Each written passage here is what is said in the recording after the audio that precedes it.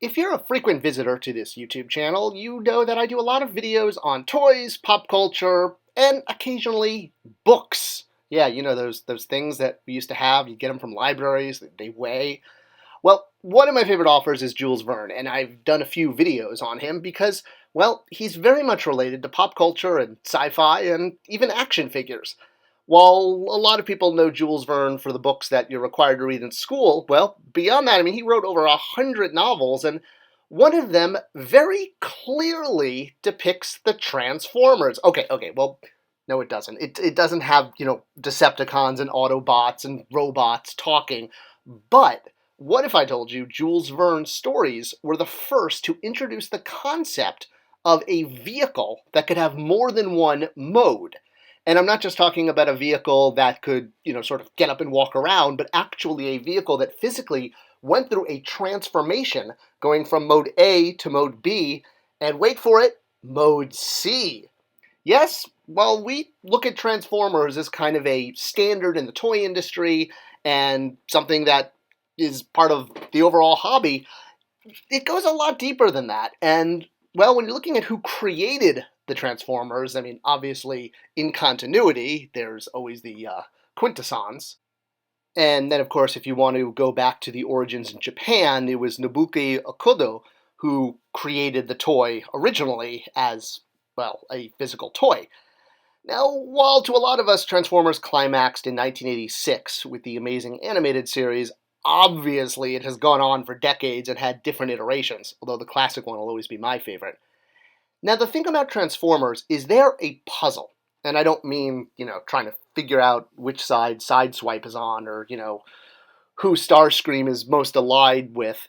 It's the fact that since ancient times, human beings have played games, we've had toys, but we've also been absolutely fascinated with puzzles, things that can come together or have one form that changes into another. Sure, we've had board games, and archaeologists have found ancient dice going back tens of thousands of years. But one of the interesting pieces of, call it play, that is seen throughout almost every culture is the puzzle box.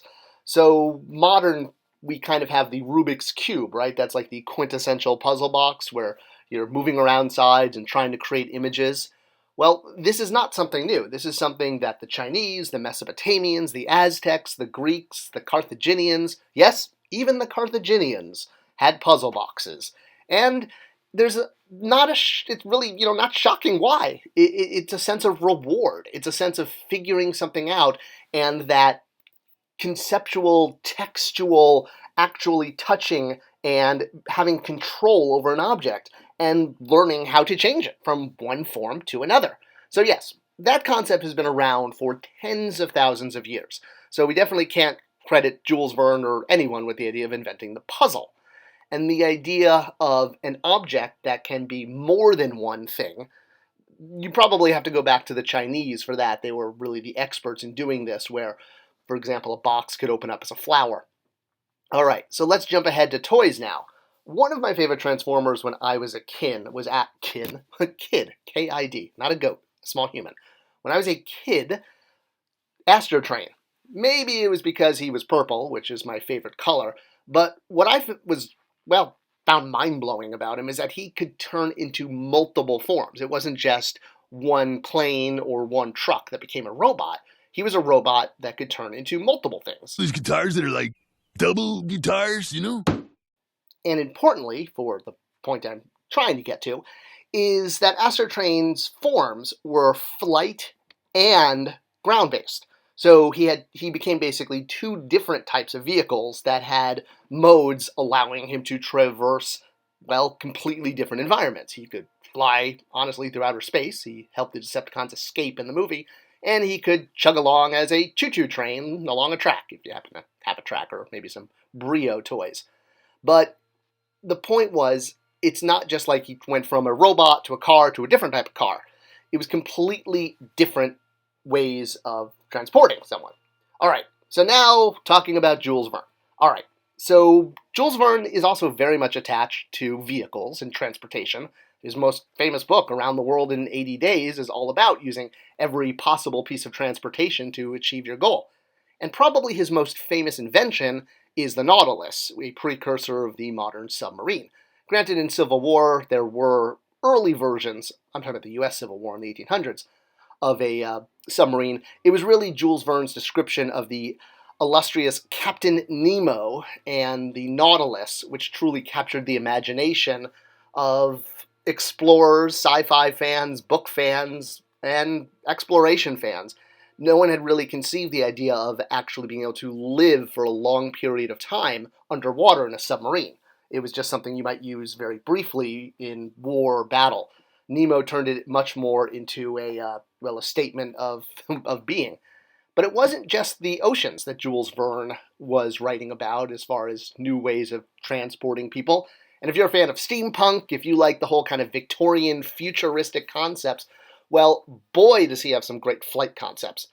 You have to remember that when Jules Verne was writing, it was before the Wright brothers, and human beings had been trying to figure out flight for centuries. All sorts of different things. Balloons, propellers, flapping wings, backpacks, all sorts of strange and interesting devices were created to help man lift off from the Earth, and while none of them truly worked until the Wright brothers sort of got the right combination together, this was something that hugely influenced Verne because so many people were working on this. And one of my absolute favorite inventions of his is the flying fortress, also known as the albatross. So this was from the book The Clipper of the Clouds. And yes, if you haven't heard of it, you are not alone. It's not one of his more, I guess, read in schools books, but it's definitely one of his best adventure books. It's also called Robur the Conqueror. There would be kind of like 20,000 Leagues Under the Sea, also be called like Nemo the Captain or something. But yeah, you'll find the book under both titles. It does change back and forth, but it's not that difficult to track down. And while Robur the Conqueror is a 4-time Doctor Strange look-alike winner, he was a bit of a mad genius, and there's debate about whether he was the villain or the hero of the book, creating the albatross, a device or a ship that could be lighter than air, or rather it was heavier. The whole point was it was heavier than air, but it could still fly, as opposed to a balloon, which is lighter than air. That was sort of the whole difference. So the albatross was his creation in his first book, Clipper in the Clouds, or aka Robur the Conqueror, and it was, a propeller-based flight. Now, there are sequels in Verne, and I talked about this in one of my previous videos about how The Mysterious Island is an unofficial sequel to 20,000 Leagues Under the Sea, because, spoiler alert for a 150-year-old book, Nemo shows up as the surprise villain, quote-unquote, at the end. Well, Robur also has a sequel, Master of the World, which was actually made into a hit movie in the 1960s. It combined both books into one. So in this book, Robur returned after his apparent death in the first book. I know, spoiler alert for the ending, again, of a 120-year-old book. But Robur, like every good supervillain / anti-hero, returned. And this time, he brought along a different type of vehicle. It wasn't just an airship powered by propellers. That's what you say when propeller powered. That's what I was going for. But he created a brand new vehicle that was called the Terror. Probably why he gets labeled as a supervillain, when you drive around in something called the Terror. Now, at first, the Terror looked like a regular automobile, except it was really fast, about 200 miles an hour. No one could catch it. Nobody knew who was driving this. It would just sort of show up on different roadways, racing around, beating the competition, and, well, imposing on people the mystery. But it also floated. It could also go and become a boat. And the climax was when it literally sprouted wings and suddenly takes off. Everyone thinks it's going to go over Niagara Falls because it's being chased down by the U.S. Navy. And suddenly wings sprout out, and what was an automobile that drove into a lake to float suddenly now becomes an airship. This was the very first time anyone had ever encountered something like this. I mean, Robur even had a secret headquarters. It was actually right here in North Carolina, the mountain called the Great Erie. This is the actual picture of it. I really mean to go by it sometime the next time I drive to Asheboro. But yeah, this is where Robur kept his flying device. It was high up where nobody could get to him.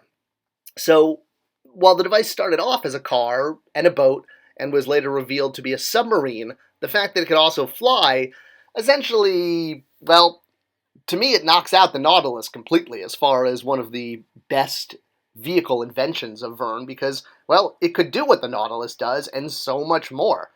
And since Robur the Conqueror isn't exactly the most popular of Verne's books, which honestly I'm not sure why, because it's amazing, this was the very first time anyone had encountered the concept of a vehicle that could be more than one thing.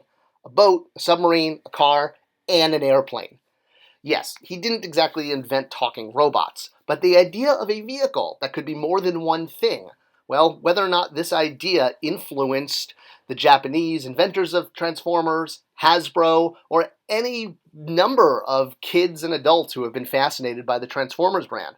And if it wasn't for Jules Verne and his creation of both the Albatross, the Nautilus, and now the Terror, I wonder, would this concept have penetrated pop culture and spawned things like Transformers and all other transforming, changing toys? Let me know what you think of this video. Have you read Robur the Conqueror? Have you read any of Jules Verne's non-sort of school-mandated books? They're quite good, and I do recommend them. Any help sharing this video is most appreciated, and I'll always check you in the comment section. Thanks for watching.